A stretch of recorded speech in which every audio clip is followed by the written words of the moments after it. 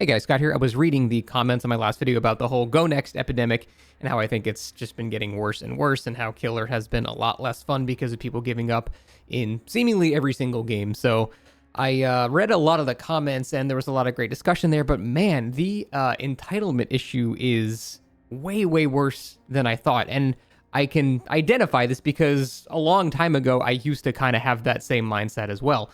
And so I need to kind of address a lot of these comments because they are, I think, overall harmful to the health of the game, but there's some nuance to it because some of the points they bring up are still like genuinely very good. So I wanted to go over some of them here, and I got a bunch of comments to read. I'm just going to do this off the cuff and just see how it goes.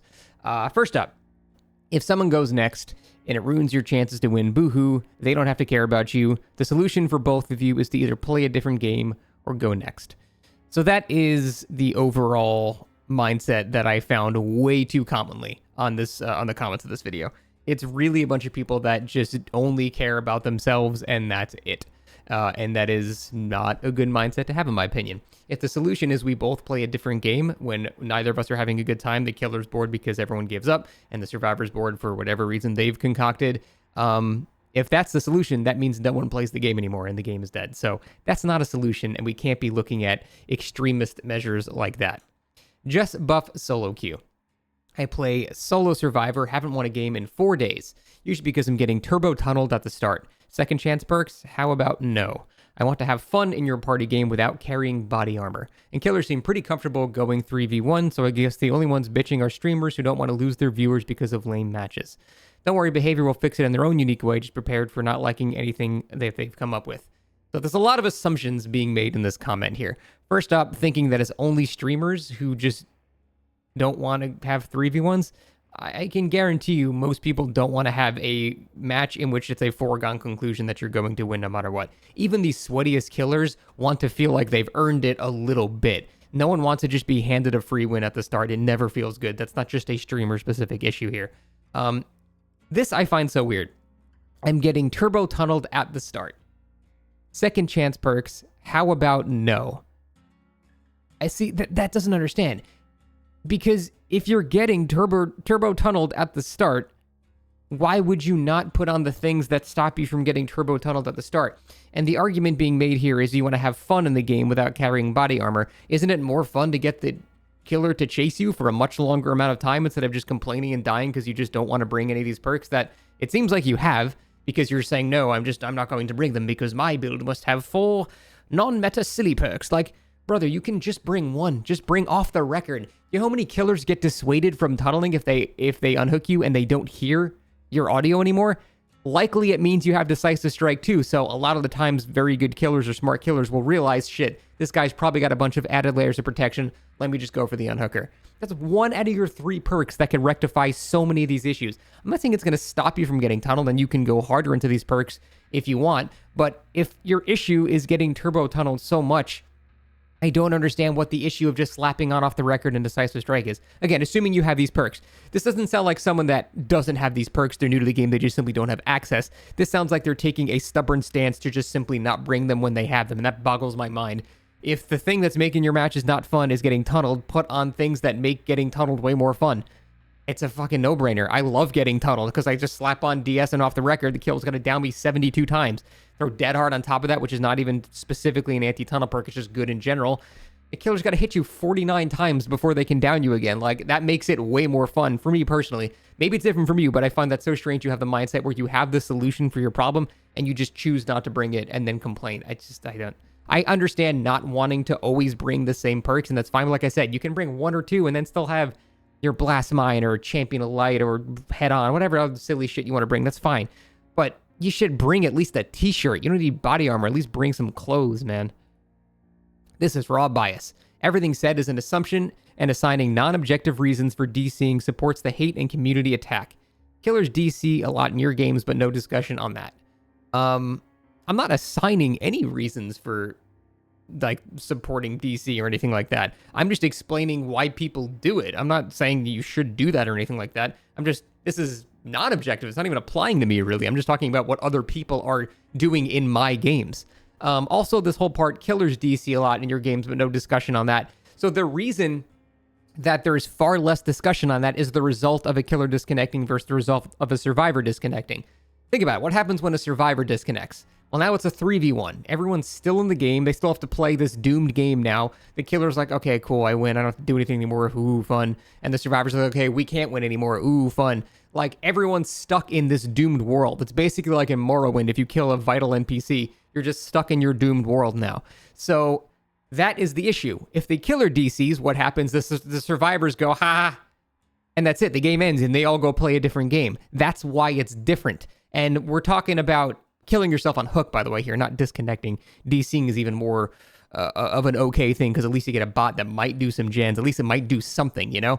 So those are very different outcomes. One, you're stuck in a doomed world. The other one, the game immediately ends. That's why people don't complain about killers DCing nearly as much. It's a very, very different issue. I'm a proud Go Next gamer. If I have no incentive to play any longer, I'm out. See ya. Especially against killers that are horribly designed or just trash matches. Give me any undetectable killer that breaks the game and I'm gone. Can't play against an undetectable killer as solo queue. It's a nightmare. It's true. It is impossible. If I sit back and play safe, my teammates all get harmed and I'm sitting here twiddling your thumbs. If I do a gen, it gets snuck up on. Let me increase my own queue time by banning killers I want to play against. I pick 3 to 5 I don't want and 3 to 5 I favor. Thank you. So if someone like this is complaining about just like a ghost face that exists because he has stealth, they need more than 3 to 5 killers to ban. This is the type of the person that wants to ban 80% of the roster. So this is the kind of unreasonable shit, like complaining about undetectable killers. Like, none of the undetectable killers are in the top anything. Like, they're just not. Like, they can be annoying to deal with sometimes. Hit and run Wraith can be annoying too. I get it, but like, that breaks the game. This is like literally the mindset of these people. And this is my whole point, where it doesn't matter how much you fix the game, there's still going to be people like this. A lot of people like this. That it doesn't matter. Even if the game is perfectly balanced, they'll still find something they find personally to be ridiculous and they'll still give up on it. That's why all these suggestions of just fix the game, it's impossible. You're asking to fix subjective views of things, which can't be done. So that's why I think we should more reward people that play in a nice and good way than just hope that Fantasyland shit happens, which it just simply never will. I'll stop going next when killers stop making games miserable. Again, this is sort of the same discussion here. What makes a game miserable? Yeah, there could be a knockout singularity slugging everyone to death. That's pretty miserable. That's pretty unanimously miserable. But then there's certain things that are not so miserable, like going against a Ghostface, for example. It's an undetectable killer that breaks the game, like that last guy. He would probably consider that a miserable game, but you wouldn't consider that. So that's the point. How do you determine this shit? You'll stop going next when killers stop making games miserable. It's impossible, because there are always going to be people that find a certain thing miserable, even if the game is perfect. So this is an unrealistic solution again. So you're basically just saying, I'm never going to stop just killing myself on hook. Until I stop seeing Doctor or Skull Merchant, I will never stop. Like, these are real comments, and I'm not making these up. Doctor or Skull Merchant. Skull Merchant has been in the grave for like months now. She's dead. The behavior literally apologized for Chess Merchant and then shot her in the back near the shed. People still complaining about Skull Merchant. You should not have any impact on the changes this game has, because you're so misinformed as to what's currently going on in the game. Like, a lot of this comes from that stuff too. People are going next versus Skull Merchant still because they think she's the same killer she was like a year ago, because they've never read a patch note or something like that before. They're just disconnecting because they don't understand anything, which is not a thing we should cater to. That's just stupid. Doctor's another, I'm not even getting a Doctor. Doctor's not a problem at all anymore, but I understand how new players might not like Doctor, so I won't even touch that part. The killer role has been pandered to for a long time because behavior are afraid of losing their killer main player base, meaning winning on killer gradually became easier and easier to where it is now is the easiest it's ever been. I disagree with that. We'll go into it in a second. More and more killers are now camping, tunneling, and slugging to make their 3 to 4Ks even more of a foregone conclusion, meaning the non-survive with friends survivor experience became miserable, then survivor morale plummeted lower and lower, and here's your result. My two main impressions of the survivor hook suiciding so often yet still queuing for matches are that they are addicted to DBD, which I think is the case for the huge swath of player base, sadly. Probably a lot of truth to that. Or they're bored and depressed and are using DBD as a zero-effort brain rot, or both. Meaningful, effective, and permanent solutions to the camping, tunneling, and slugging are needed so that survivors don't enter the match with low morale and expecting the worst. So there's some truth to what they're saying in this comment here. The killer role has been pandered to for a long time because behavior is afraid of losing. Killers have seen more buffs than Survivors in the recent years. And that is because there was a time when Survivor was just vastly stronger than Killer, just without a doubt. And so, yes, Killer has received more buffs, but that doesn't mean it's unfair. It just means they've actually started to even it out a bit. And in fact, it's probably a bit leaning towards Killer now, given your average match. Again, I'm not talking about top tier comp matches where it's only a couple of viable things against each other. I'm saying your average match is leaning a bit more towards Killer now. But for a long time, it was leaning way too much towards Survivor. So just because Killer gets more things pandered towards him doesn't mean it's unfair now. It just means it's probably moved closer towards how it should be. Maybe a little too much in the Killer direction. That's fine if you want to have that discussion. But we need to remember where the game started. And it was unwinnable for Killer given, any infinite, or there's just so many ridiculous things. At least until Nurse entered the game. So there's also a couple of other here things too. A lot of people don't understand that behavior has been addressing tunneling and camping. Less so slugging. They still need to do a bit more work on slugging, but a lot of people are under this impression that they have not catered to survivors with that stuff as well. They've tried to make solo queue survivor stronger with the UI. They've actually recently improved the UI to have even more information. They've added a whole slew of anti-tunnel perks, anti-slug perks. They buff things like We're Gonna Live Forever, you can't face camp anymore. Like, there's a lot more in the game. There's base get borrowed time. There's base get haste attached to that. There's so much more in the game that defends against this stuff than there used to be. So to sit there and say they've just ignored all that stuff is ridiculous, because they have absolutely addressed a lot of that. It's just for some people, it's still not enough, which, if that's your opinion, fine. But don't just say that they're ignoring it, because they just simply aren't. Continuing to ignore the plague of camp and slug and tunnel in the game will mean this will continue as the numbers continue to drop off. I don't know anyone still playing DBD and none of any intention to return. The big streamers will continue to stay as the game to say the game is balanced. I don't know who the fuck is saying that. What big streamer is saying the game is balanced? Even Ots, like the poster boy Fog Whisperer, doesn't say the game is balanced, while they set off ad nauseum on kill streaks per killer character that run into the hundreds. Allegedly as a sign of skill and not being grossly OP in mismatched games. That's more of a matchmaking issue than a balance issue, but I agree with that. Of course, we then get the setup of the Smurf hardcore challenges. I like how they're just saying, like, this is like a thing that happens every day. Oh man, every day, thousands of people running these damn Smurf hardcore challenges. It's like a once a year thing from some content creators. So the same streamers can allegedly excel through pure skill and high IQ. This guy sounds like he just hates streamers at looping killers before they jump hatch, with perks and offerings taken to do so, just after letting the rest of the team to die. Having done this for years, they now have the gall to make videos bleating about how selfish people have ruined the game. Okay, this guy just hates streamers. While they carry on with the kill streaks and hardcore smurfing to get subs and push self-aggrandizing plushie sales. Damn, that seems oddly specific. What the fuck? Sorry. I guess some of them need the money to have the lawyers to deal with their big mistakes. I think this might be a troll comment. I don't know. I can't tell. I'm going to treat it like it's not a troll comment, but it's so silly that it might be. Again, this part here, ignoring camping and slugging and tunneling, that's just simply not true. They've implemented a ton of things to address that. It might just not be enough for you. The only area that they're possibly lacking in is slugging. They did recently buff We're Gonna Live Forever to a pretty ridiculous degree. So that is one of the best anti-slug perks in the entire game. But there are still a couple of things that they could do better there. But that's about it. There are 8 trillion anti-tunnel perks. Again, I know they're tied to perks, and it'd be nicer if these were base kit things, but this is simply how behavior balances the game. They just slap perks in a problem, so we have to accept that. But for the most part, there's a lot of defenses against these things now, and a lot of them are base kit now, so I don't know. That's just pretending that they've ignored all that is just completely wrong. But last time you said just go next. You and Ots are toxic to the game in so many ways. The last time you said just go next. I don't even know what this refers to. I don't know how to address this. I don't know what this refers to. Because I have had the mindset before, like a long time ago. I have had that mindset where, if you're going against a certain thing that's miserable, you should just go next. You should disconnect or something like that. Granted, that would give your team a bot, and that would not at all be as bad as the disconnect or as, killing yourself on hook. But there have been 2 times in history where I can remember clearly telling people to just intentionally give up. And it was Old Legion, which, if you were there, you understand why, and Chess Merchant, which again, if you were there, you would understand why. These were things that they were so problematic, the developers literally apologized for them and then killed them. So, yes, I have done that in the past, and if you want to call me a hypocrite for that, that's fine. Again, it's been a very long time since I've even had the mindset for those utterly busted things, but I don't think anyone was defending Chess Merchant and Old Legion. Even killers were like, okay, this shit's dumb.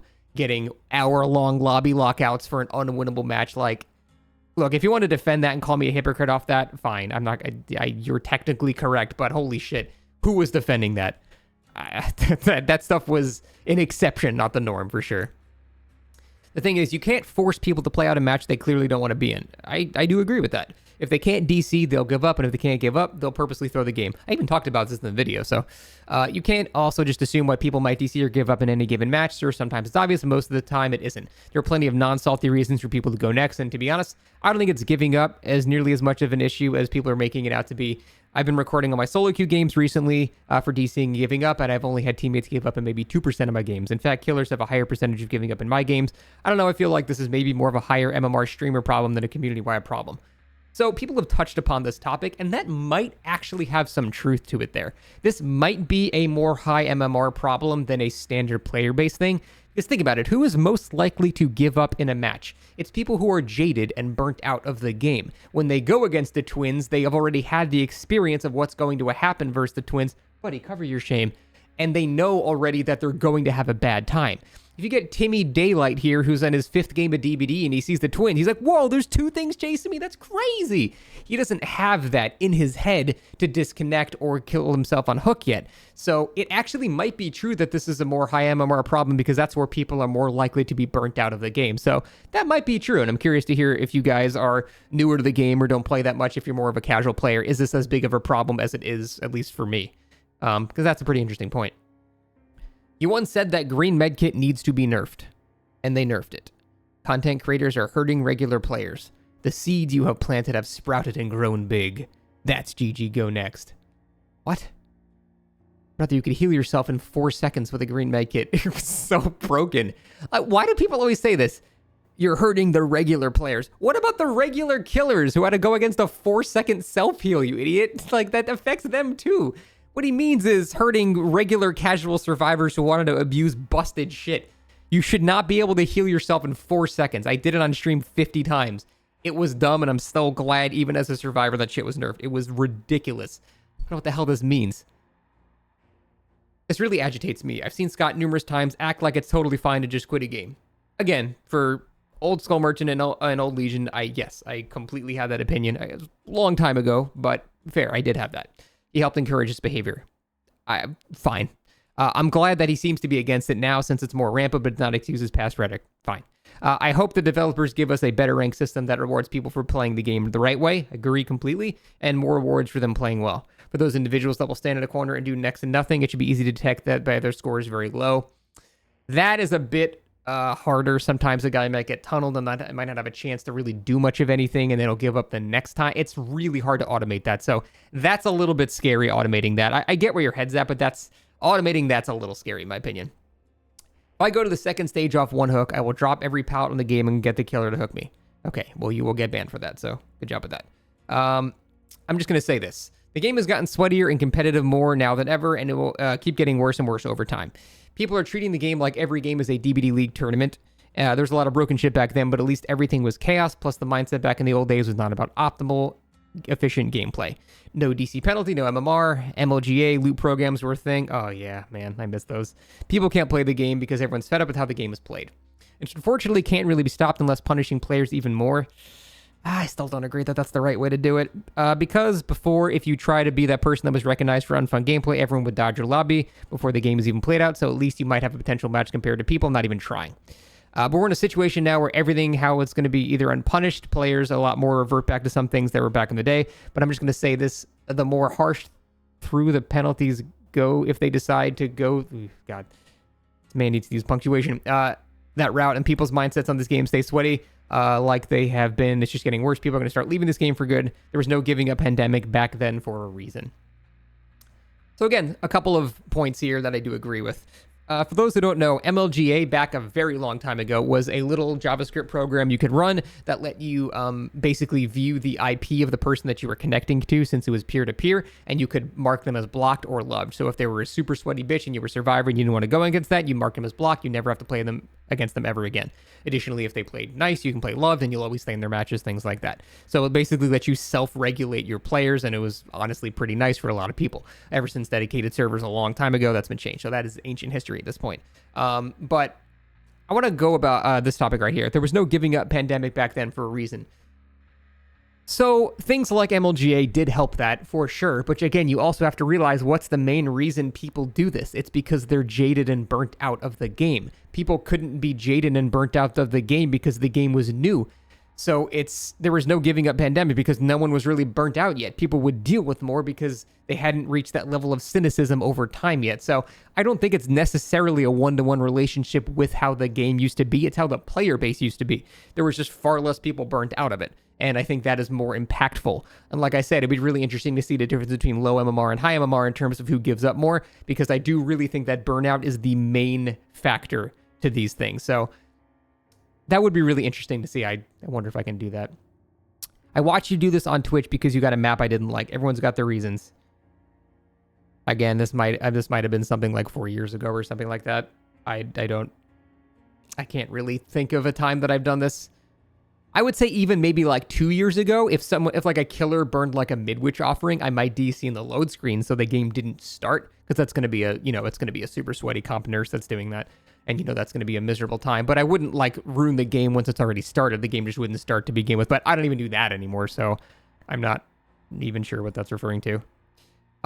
This video is a poorly disguised post-loss seethe. That already doesn't make any sense. I'm doing this because I'm mad people are giving up and I have no one to play against anymore. It's the opposite. It's a post-I'm bored of winning seethe. But okay, fair enough. You said the solution yourself many times. Fix the reason people are DCing en masse or remove the penalty. So I do still think that removing the DC penalty would be less bad than this. It would still be bad for a different reason. I just think it would be less bad. Ideally, we get a no bad situation, but at least you would get bots that did anything, Fix the reason that people are DCing. That's almost impossible. You've also pointed out there's nothing you can do to force someone to play the game if they don't want to. Yep, that's true. Go next, AFK, no AFK macro, no macro, just follow the killer, drop every pallet. Okay, that can get you banned, so took it a little too far there, but I've been saying it since they've announced the bots. I'll keep saying it. What's the point of the bots if you actively disincentivize players from interacting with that system? None. Again, this guy is kind of wording it like a tool, but I kind of agree with what he's saying. Like that, if you have a system that, gives you another player when someone doesn't want to play anymore, and then you don't incentivize that system to be used, it doesn't make any sense. So either we need to remove the ability to kill yourself on hook or remove the DC penalty. It makes no sense to have both in the same game. So I do kind of agree with that. Those exact scenarios were the entire point that made the bot system in the first place. Game never had these issues when there was no DC penalty. Again, earlier time, less burnout. Can't exactly do a one-to-one relationship there. So claiming not having one will make it worse is disingenuous at best. Don't even try. Since we all know how lazy behavior is, the only solution is just remove the penalty and be done with it. If Randy Random doesn't want to play against Perkless Trapper, he can leave you with a bot, as it should have been all along. Honestly, half your DCs are probably doing it to piss you off because you're a creator. I don't think half of my matches are people stream sniping me and then disconnecting to... This video is not even about disconnecting. It's about killing yourself on hook. The fuck are you talking about? Okay. Interesting. Next one. The killer tunneling out the first survivor they chase is extremely common, especially in solo queue. Maybe that's why the first hook player just wants to go next and get out of that situation. I get that, but maybe at least wait to see if you get tunneled first. The amount of times I hook someone and then they just kill themselves instantly with that's the first hook of the match is probably more often than not. Well, I try not to tunnel anyway, so I wouldn't see the other scenario. But I'm telling you right now, and I'd say maybe 25% of my games, people would just give up on the first hook without even seeing if I'm going to camp or tunnel, which I don't, but they don't know that. Maybe don't assume that they're going to do that and kill yourself. Maybe at least confirm it first, then you can have your little pissy fit and stand still and die. I don't know. It just seems like you're giving up a little too early there. I sympathize with it because the game has become unfun straight up. So many killers that render looping useless now, so much perks you can't take account for, so much connection issues that generally mess up games instead of DCing. I don't play as much, but it's the truth. I mean, that's a healthy attitude to have. If the game is not fun, stop playing it. I don't know how else to sugarcoat that statement. This guy actually has the smart attitude, in my opinion. If you're not having fun with the game, just don't play as much. You'll get less burnout. If you have some bad games, whatever, fuck it, go play something else. Makote wasn't joking when he said go play Civ or something like that, because a lot of people play this game when they don't even want to play the game, and that makes no sense to me. So I kind of agree with him right now. It's funny, though. So many killers that render looping useless. Yeah, but that's sort of always been a thing. The first killer in the game rendered looping useless. That's the Trapper. He negates loops by definition. That's what he does. So there's been anti-loop since the game came out. I don't know. And then there was Nurse, the fourth killer in the game. Basically, out of the first 4 killers, half of them have extremely strong anti-loop. So that's always been a thing. How do you fix someone refusing to play the game? Simply make the game more enjoyable. Again, impossible. That's Fantasyland shit. You would have to basically address every single killer, every single perk, every single add-on, every single map in the game. It's physically impossible. I'm not even going to discuss this further because there's no point. It's just, yes, obviously that's the fantasy heaven solution there, but that's just impossible, unfortunately. The unfortunate reality is that 30% of the community tends to disconnect or give up, and this GG next mindset is detrimental to the game. Players continuously search for games to enjoy. When they don't find enjoyment, they leave. This is particularly true for veterans who can easily recognize when a game is over, such as when no generators are completed and one player is already on the verge of dying. I agree, that does lend itself towards that whole veterans burnout a lot more. If Dead by Daylight takes action against this issue, it can significantly reduce their player count. Makes sense. This may explain why they haven't implemented any changes. They might prefer to give players an exit strategy during games. Just your personal opinion, the game needs to have a complete overhaul, possibly introducing a ranked mode with perk bans and penalties for disconnecting or giving up. Additionally, there should be rewards for players who stick it out. I do agree with that. While this may not eliminate the issues, it would breathe life into the game and enhance the overall experience. So I've never thought a ranked issue or a ranked mode would fix the issues because you would still have sweaty people going into casual modes. And you would not really get a way around that. You would also get casual survivors or 4-mans that want to bully people, specifically going into the casual mode to bully people that don't want to have a sweaty experience. So I think a ranked mode would probably do more harm than good. I'm not 100% sure on it, though, and, maybe they could test it 1 month or something and just see how that works, but I think it would do more harm than good. But I do really agree with a lot of this, like, the veterans that can recognize when a game is lost right at the start there, they are more often the people giving up than people that don't know enough about the game yet. So I do think there is something to that. And additionally, if they take action against the issue by punishing those people, it'll cause those veterans to basically permanently leave. So I get what they're saying here, which is why I said you really shouldn't punish that. You should reward the people that stick around, Scott, just accept it. People that don't play this game for a living, or we can expect them to make the game better design. Don't tell people they don't deserve to play their favorite game because it became awful. Game bad equals player doesn't deserve to play it. Sound legit. Don't tell people they deserve to play their favorite game because it became awful. I don't understand what this means. Oh, because I said people that give up every match don't deserve to play their favorite game. Well, they don't. If you're ruining every game you play and you don't deserve to play it, I don't care how much of it's your favorite game. You're just ruining it for everybody else. So no, I'll double down on that. You don't deserve to play the game. I don't know. Maybe that comes off as mean or something, but I don't see why you get to ruin the game for 4 other people because you are having a bad time. It doesn't make any sense to me. The truth is the devs have let the solo queue experience rot, and this is the natural outcome. I think survivors are better off letting solo queue die rather than expend more time and energy on something that isn't going to improve. Scott trying to be the solo queue saver by recommending changes that would only make players more miserable is not a viable solution. I'm not sure how suggesting that we reward players that stick around more would make the game more miserable and make players more miserable. That makes no sense. I'm literally talking about rewarding people that stick around and have a positive commendation system. How the fuck does that make people more miserable? I don't understand what that means. And again, let the solo queue experience rot. I don't understand this. All they've done in the past couple of years is make solo queue better. The whole UI system, they've constantly added to that by giving even more information than solo queue has ever had in the history of the game. I don't understand what this means. There's also like the things with base kit anti-tunnel, the base kit anti-face cam and stuff like that. There are far more things that help with solo queue now. I still think solo queue is a really rough time for sure, but to say that they've let it rot, no, they're just not improving it at the rate at which you find satisfactory. So that's a very different statement. So I do agree that's got a long way to go, but to say that they're letting it rot, you're just lying. They've done a pretty significant amount towards it. They just need to keep working at it. I feel like you're speaking from a killer main mindset. No, you play Survivor 2, but you're a main killer, and you don't really understand how main survivors feel. The devs made playing a survivor miserable. Too many gen block perks, gen regression, or reading, hindered effects, slugging, tunneling, and camping. If you're the last survivor, the killer just camps the exit doors at the middle. I'm sorry, it just got boring and repetitive. Devs made playing a survivor miserable. Too many gen block perks, gen regression, or reading. I feel like this is just a general complaint that killers have gotten stronger over time. I mean, that's fair, I guess. I don't have a response to that because Killer has gotten stronger over time.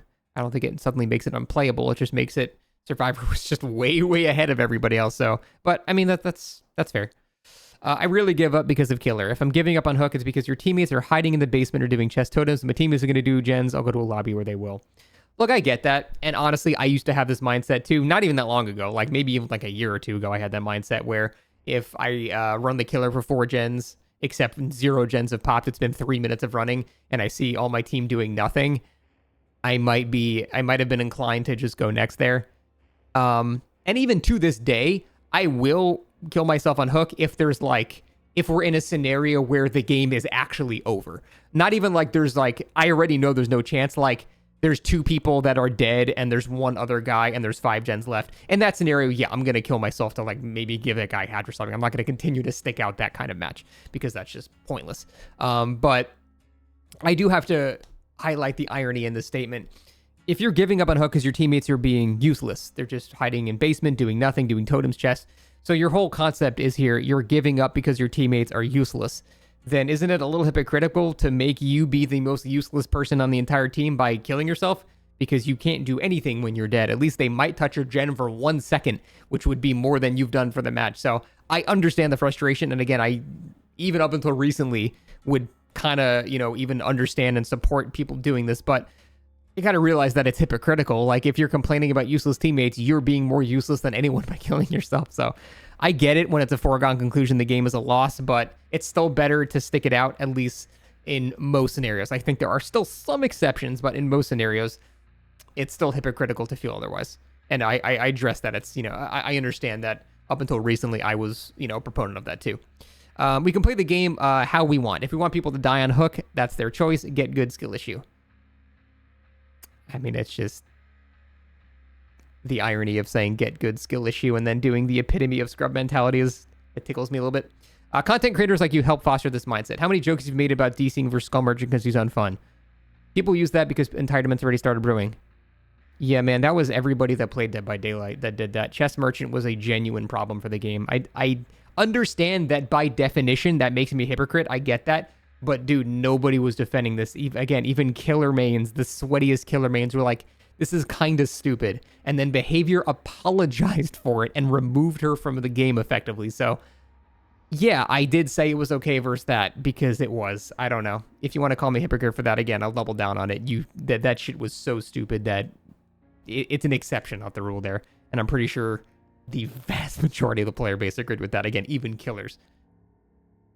I play video games to enjoy myself and have fun. If I'm not, why can't I leave? I only go next in certain games, maybe 3 out of 30 games. So you got to look at it as a numbers game. If you only go next 3 out of 30 games, that's 10% of your games, right? Yeah, but then there's 4 other people in the lobby. What if they also go next in 10% of their games? Suddenly you're looking at 1 in 3, 1 in 2 games are people ruining the match. So yes, if you were the center of the universe and solipsism was the correct way to live, then this would be completely fine. That's not that much, but there are other people other than you. And when you stack those odds together, suddenly there's way too much of this shit happening. So that is, one of the ways you have to look at it. You're not the only person in the world. And I think that's really the summary of this entire topic. You're not the only person in the world. I don't know when people got so obsessed with the whole only my fun matters thing. I don't know when that super selfish idea became the prominent strategy. I get understanding like you should still prioritize your fun over others, but there's a difference between prioritizing your fun and having a almost psychopath level of lack of empathy for everybody else in the lobby.